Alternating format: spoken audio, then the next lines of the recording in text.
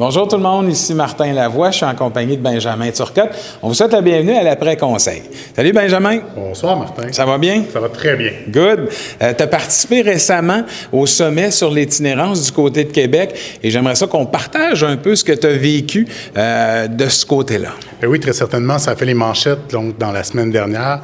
On était présent au sommet avec la mairesse Céline, mais aussi avec Paul-Antoine Martel, qui est conseiller en relation avec les milieux. C'est important pour nous d'aller là-bas. Premièrement, pour appuyer les revendications de l'Union des municipalités du Québec et de l'ensemble des villes, d'avoir là, des moyens puis du support du gouvernement provincial, parce que c'est leur responsabilité, mais aussi d'apprendre là-bas, puis de réseauter avec les gens, puis d'apprendre les bonnes pratiques puis les meilleures pratiques. On s'est rendu compte, on le dit souvent, qu'on fait bien quand même. On est chanceux à Val-d'Or. On a des ressources pour les personnes en situation d'itinérance. Il nous reste des enjeux à faire, mais en revenant de là-bas, ça nous permet là, d'avoir des plans de match pour le futur.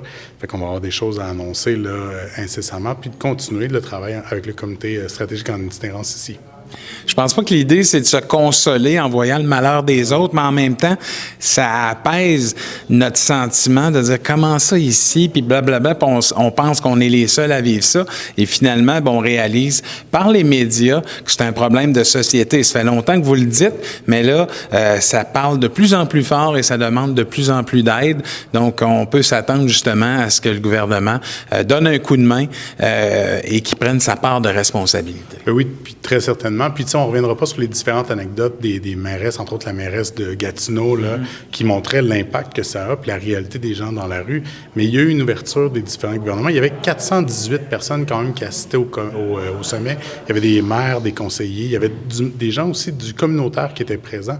Donc, l'idée, c'est de parler tous d'une même voix pour dire ça doit devenir une priorité de notre société. Puis ça passe incessamment par le logement, beaucoup. Fait que il y a une des clés qui réside en ça. Il y a eu des belles présentations de Jean-Marie Lapointe sur un topo sur qu'est-ce que c'est vivre dans la rue, c'est quoi les nouveaux visages de l'itinérance, parce que c'est plus comme avant où on avait là, l'idée que c'est des personnes âgées, pas âgées, mais des hommes dans l'âge avancé avec des problèmes de consommation, entre autres. Ça change beaucoup, fait que ça amène à réfléchir différemment. Donc, c'est de parler tous ensemble d'une même voix, puis il faut le prendre, ce sujet-là. On peut pas. On est dans une société trop riche au Québec, trop bien, pour se permettre là, d'avoir des gens qui vivent dans des conditions comme ça, qui n'ont pas de toit sous la tête. C'est très important. Et je pense que la majorité des citoyens acceptent en quelque sorte l'itinérance. qu'on veut pas, c'est de la délinquance. Et là, on comprend de plus en plus la différence entre ces deux points-là. Exactement. Merci beaucoup, mon cher. Ça fait plaisir, Martin. À bientôt. Bonne soirée. Bye-bye.